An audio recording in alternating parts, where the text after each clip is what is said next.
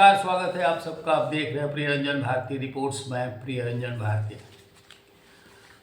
राहुल गांधी की वोटर अधिकार यात्रा के बाद और प्रधानमंत्री के पूर्णिया के विकास रैली के जवाब में बिहार विधानसभा में विपक्ष के नेता तेजस्वी यादव ने आज बिहार अधिकार यात्रा की शुरुआत की है। यह यात्रा 5 दिनों की है और 5 दिनों में 11 जिलों से गुजरेगी। इनमें करीब 73 विधानसभा सीटें वो कवर करेंगे और वैशाली में 20 तारीख को यानी 20 सितंबर को इनके बिहार अधिकार यात्रा का समापन होगा। पिछले विधानसभा चुनाव में इनमें से 46 सीटें राष्ट्रीय जनता दल और महागठबंधन हार गया था। जहानाबाद से आज इसकी शुरुआत की है और शुरुआत से पहले इन्होंने यात्रा के शुरू में कहा कि सीएम फेस पर महागठबंधन में कोई कंफ्यूजन नहीं है।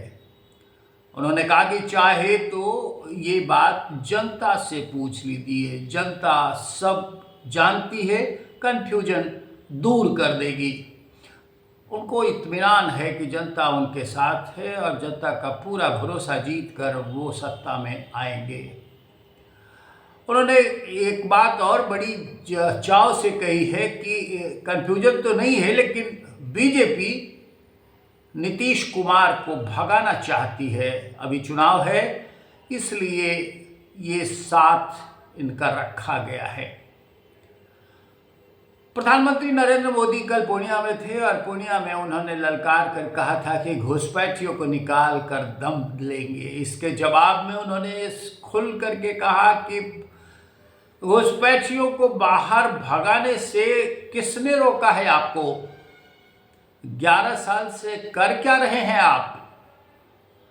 भाषण देने से कुछ नहीं होता है।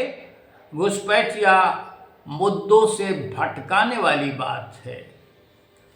अब वो जिस तरह से बात कर रहे हैं उसका मतलब साफ है कि प्रधानमंत्री ने जिस तरह से ललकारा है राहुल गांधी को और महागठबंधन के नेताओं को, उसके जवाब में ये ताल ठोक कर कहते हैं कि घुसपैठियों के साथ ये नहीं है।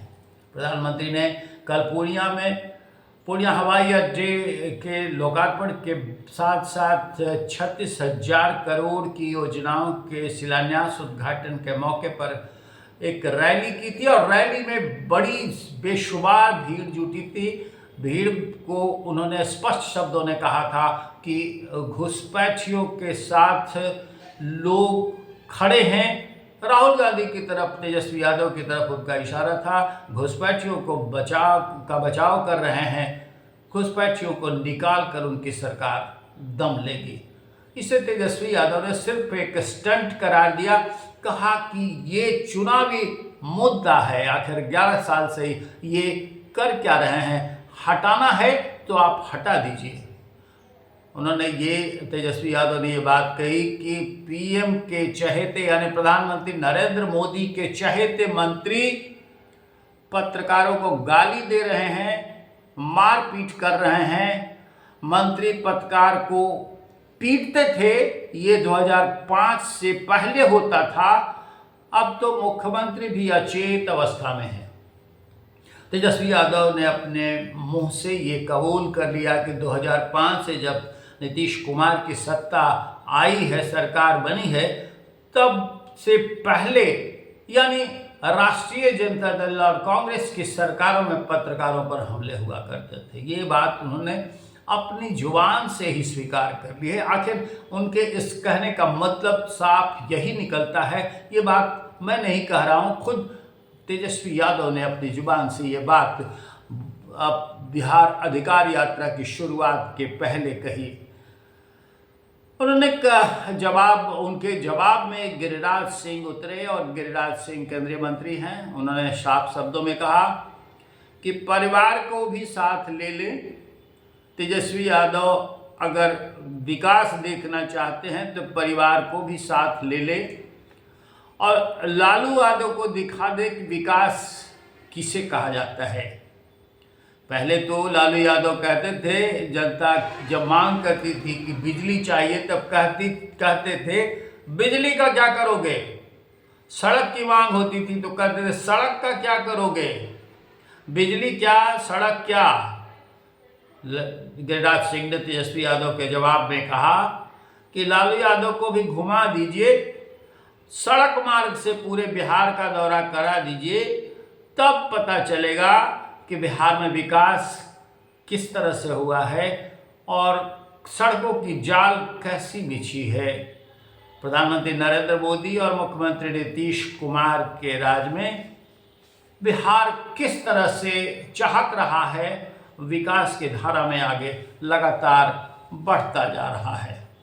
तेजस्वी यादव की यात्रा में शुरुआती दौर में कुछ 100 लोग झंडे लेकर उनका स्वागत कर रहे थे।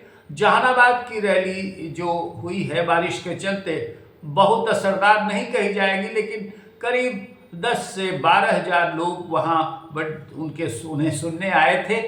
ये जहानाबाद के बाद फिर वो इस्लामपुर होते हुए नालंदा के कई क्षेत्रों में जाएंगे और सड़क मार्ग से वो फिर फतुहा में रैली करेंगे। ये यात्रा मात्र 5 दिनों की है। 73 विधानसभा सीटें इसमें कवर करेंगे और ऐसे करते हुए वो उन सभी जिलों में जाएंगे जो जिले वोटर अधिकार यात्रा से छूट गए हैं।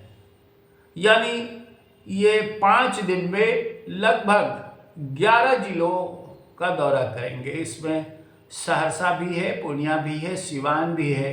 इन सारे क्षेत्रों में वो जाएंगे और जाकर अपनी बात चुनाव से पहले रखेंगे। आपने गौर किया होगा तेजस्वी यादव जो भी कह रहे हैं उनकी बातें इस बात को इंगित करती है कि नीतीश कुमार के प्रति इनका बहुत ही नरम रवैया है। नीतीश कुमार को सिर्फ अचेतावस्था में ये गिना रहे हैं।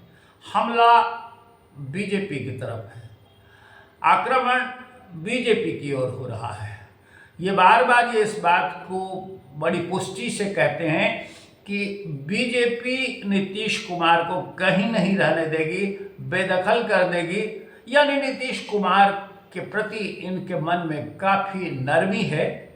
इनकी बातों से ऐसा लगता है, इनकी बातें ये साफ संकेत कराती हैं कि नीतीश कुमार की भलमनसाहत के प्रति इनके मन में काफ़ी नरम रुख है। नीतीश कुमार पर हमला नहीं करने, नीतीश कुमार के खिलाफ बहुत बढ़ चढ़कर बयान नहीं देने से इसका पता चल जाता है। तो क्या लालू यादव का परिवार यानी महागठबंधन, जिसमें कांग्रेस भी शामिल है, मुकेश सहनी की पार्टी भी शामिल है और पशुपति कुमार पारस की पार्टी, वामपंथी पार्टियां भी शामिल है, इन सब का सीधा हमलावर रुख बीजेपी की तरफ है। बीजेपी की तरफ होने के संकेत इनकी बातों से मिलते हैं, क्योंकि नीतीश कुमार के प्रति नरमी बरतना, नीतीश कुमार पर सीधा हमला नहीं करना इस बात का संकेत कराता है और इस बात की पुष्टि करता है कि ये अपने समीकरणों को साधने के लिए नीतीश कुमार के प्रति नरम रवैया अपना रहे हैं। भाजपा के प्रति आक्रामक क्यों है? तो भाजपा के प्रति यानी बीजेपी की तरफ आक्रामकता का सीधा मतलब है कि भारतीय जनता पार्टी अभी सत्ता में आने की ललक रखती है और प्रधानमंत्री नरेंद्र मोदी के ऑरा में उनके व्यक्तित्व के कारण लगभग 18 से 20% वोटर्स प्रभावित होते हैं। ये पूरे देश का नक्शा है, पूरे देश का हालचाल है। जहाँ भी चुनाव होते हैं वहाँ मोदी के नाम पर कम से कम 20% वोट इधर से उधर होते हैं और ये मोदी का रुझान, मोदी के प्रति लोगों का लगाव बिहार में 2014 के बाद से जस का तस बना हुआ है। इसलिए बना हुआ है कि बीजेपी के प्रति लोगों के मन में एक उमंग है, एक उमंग का भाव है, लगाव है और वो मोदी के कारण और स्वतःस्फूर्त होकर तेजी से बढ़ जाता है। अब जब चुनाव है तो बीजेपी पूर्वोत्तर समेत देश के अधिकांश राज्यों में जब शासन में है, बिहार में गठबंधन की सरकार है, तो स्वाभाविक है एक चुनावी राजनीति में शिखर पर रहने वाला राजनीतिक दल हमेशा चाहेगा कि उसकी अपनी सरकार हो।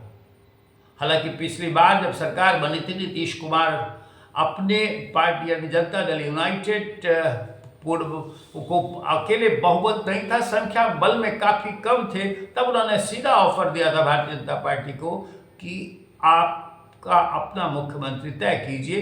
लेकिन तब भारतीय जनता पार्टी ने उदारता दिखाई थी और नीतीश कुमार के चेहरे पर ही वोट मांगने के बाद उन्हीं को मुख्यमंत्री का दायित्व भी सौंपने पर अड़ी रही। वो अब तक बना हुआ है। लेकिन भारतीय जनता पार्टी आखिर क्यों नहीं चाहेगी कि वो सत्ता में आए? 2025 के चुनाव से पहले भी बीजेपी ने ऐलान कर रखा है कि मुख्यमंत्री का चेहरा नीतीश कुमार ही होंगे और मुख्यमंत्री भी वही बनेंगे। इस बात पर बीजेपी को घेरने की कोशिश कर रहे हैं तेजस्वी यादव। बीजेपी को इसीलिए हमले का मुख्य निशाना बना रहा है और नीतीश कुमार के प्रति नरम रवैया रख रहे हैं। लेकिन ये नरमी कब तक चलेगी? क्योंकि नीतीश कुमार भी अब संभव नहीं है कि वो इधर से उधर हो जाएं। अनेकों बार उन्होंने इस बात की पुष्टि की है और बार बार इस बात के कहने का मतलब है उनके संगी साथी, उनके पार्टी के लोग इस बात पर अड़े हुए हैं कि वो अब कहीं नहीं जाएंगे। इसलिए नीतीश कुमार का भी इशारा इसी ओर रहता है और वो साफ संकेत करते हैं। लेकिन तेजस्वी यादव किस हाल में बहुमत पाएंगे, इसका अगर मूल्यांकन किया जाए तो इनका जो एक्स पर पोस्ट किया गया है, उस पोस्ट को आप देख लीजिए। उसमें जितनी भी प्रतिक्रियाएं आई हैं, बहुसंख्यक प्रतिक्रियाएं महागठबंधन और राष्ट्रीय जनता दल के पूर्ववर्ती सरकारों का आईना दिखाते हुए उनके खिलाफ जाती हैं। भारतीय जनता पार्टी और नीतीश कुमार के पक्ष में बहुसंख्यक लोग अपनी बातों को उनके पोस्ट के जवाब में कहते हुए देखते हैं। संकेत साफ है, लेकिन चुनाव है और चुनाव में कोई भविष्यवाणी पहले से नहीं की जा सकती। अभी तो वक्त है, वक्त के साथ बहुत सारी नजाकत बदलने वाली है। देखते रहिए और बने रहिए हमारे साथ, प्रियरंजन भारती के साथ। हमारे इस वीडियो पर अपनी प्रतिक्रिया कमेंट बॉक्स में ज़रूर दीजिए और हमारे चैनल को सब्सक्राइब नहीं किया है तो सब्सक्राइब करिए, लाइक कीजिए, शेयर कीजिए। फिर मिलते हैं। नमस्कार।